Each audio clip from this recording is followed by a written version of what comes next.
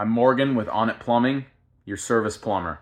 Today I wanted to talk about your shop and should you stock materials or should you not? Well, I mean, part of that is a personal decision and it's going to be up to you. For me, at least up until this point, and I still feel pretty firmly about this, I am not a supply house. I am not a warehouse.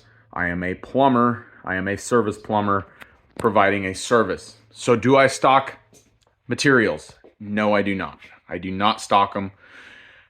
However, it is almost inevitable that you won't end up with extra stuff. Jobs fall through, leftovers, and you forget to return them. And I'm not the type guy to go back to my supplier after a month or two and try to return something. I know a lot of guys are. And then occasionally you'll run into like really good deals. Like if, as you know, these supply flexes for water heaters run like $15 to $20 a piece now. I believe I got these on sale for like $1 a pop. I just couldn't say no to it. I try not to stock. So this is everything right here. We got 3 vans, 2 running right now. That's all of it. That's all the stock. And I'm trying to get rid of as much as I can. So we're on jobs, I try to use this stuff up. So I got some ProPress 90s. If I do another copper repipe, we're grabbing those. I won't order 90s.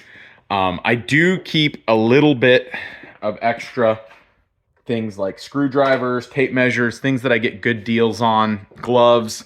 I like to keep a few extra of those because I found that you can save a lot of money by buying some of these discount like screwdrivers.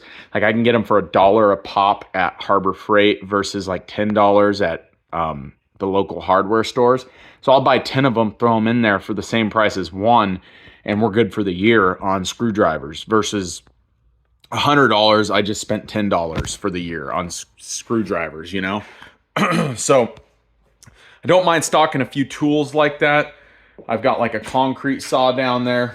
Got my Liquid Death sparkling water. Bags, trash bags, things like that I will stock in a shop. But as far as I'm concerned, I don't think it's a wise idea to stock your shop if you have suppliers around. Why do I say that? I feel like I've seen it so many times where guys will have a shop full of junk, and yet when they get a job for, they have 3 pumps in the back room, but they get a job and then they forget they have 3 pumps because they're not a warehouse, they're plumbers, and their shop is just a building full of junk. And so then they forget, and then they order all the parts and a new pump for this job that they got. And then next thing you know, there's another pile of extra fittings and they still have the 3 pumps sitting there. And they're like, oh, I had a pump the whole time. I could have used it. So at least for me, we try to specialize in the service and the drain cleaning. And that seems to, that's where I make my money and income for the business. I'm not trying to make money on the fittings. Do I think that it works for some people? I do. I don't think it works for me. And I would say if you run in a service plumbing business like I am, it's okay especially if there's some things that your suppliers just don't carry and you need to have them. It's okay to have a little bit, but I wouldn't have a ton. And also, a lot of you guys, it's going to be an issue of like, where do you store it? Because if you're renting, you're going to have to rent another warehouse. It could be thousands of dollars a month. And if it is in your own property, such as mine, do you want to clutter your house up? Because that's what's going to happen. I've seen so many plumbers that have like just their whole property looks like a plumbing nightmare. And,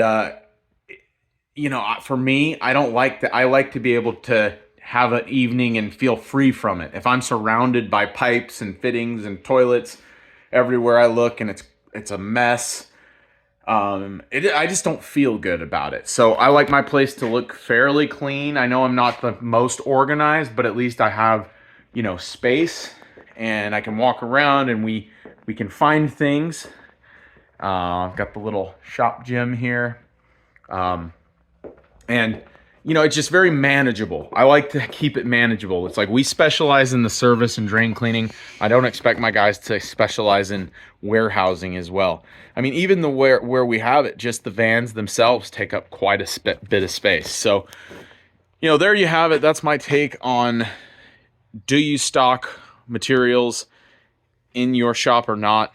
I say no. I'd be curious to see what you think. I'm sure there's going to be guys on here that totally disagree with me, and maybe rightfully so. That's where I stand on it. And I think if you're starting out, don't worry about stock in a warehouse. Mark up your materials. You need to be marking them up 60, 80%, because what's going to happen, you're going to forget things on jobs. You're going to, you know, not account for the permit cost. You're going to forget something. You need to use that markup to in order to make up for anything that you forgot. And I know it sounds like a lot, but it really isn't. And I just had a job the other day where luckily I did mark up the material, because I totally forgot about the washing machine box and a couple of frost-free hose bibs. It was an extra $150 in material, and the markup that I marked up barely covered it.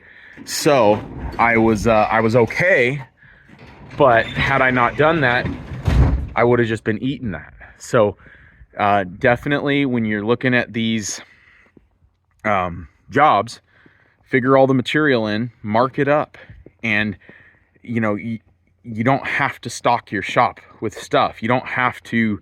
If the people don't want to pay you, they don't want to pay you, then so be it. But more often than not, they're willing to do so, and they expect it. And you're here to make a living. You're not here for charity. So anyways, that's my take on it. I hope this helps, and hope you subscribe so that you can see me and service plumbing videos like this on the next one. Good luck, guys.